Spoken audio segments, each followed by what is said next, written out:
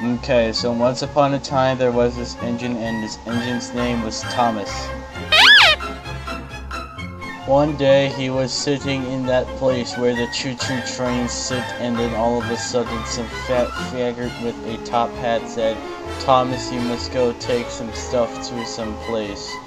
And then Thomas was like, "Okay," and then the fat dude was like, "Well, okay, thanks, bye." And so Thomas went off to the place. He then got over to the place that had the stuff that needed to be taken to the other place because that other place needed the stuff. So he went down and he coupled up to the train and he pulled and puffed and all that shit, and then he went away. Thomas was going really fast, faster than the speed of light.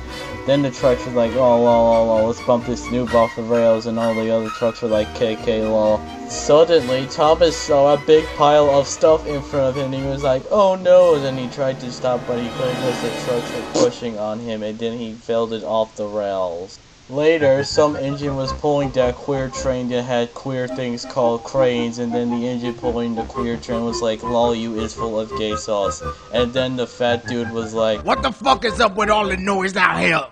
And then he was like, you have caused confusion and delay. And then Thomas was like, oh snap, I am sorry, sir. And he said, you gotta do your job properly, boy. Then Thomas was putting it back on the tracks, and then he went to the place that the stuff needed to be at.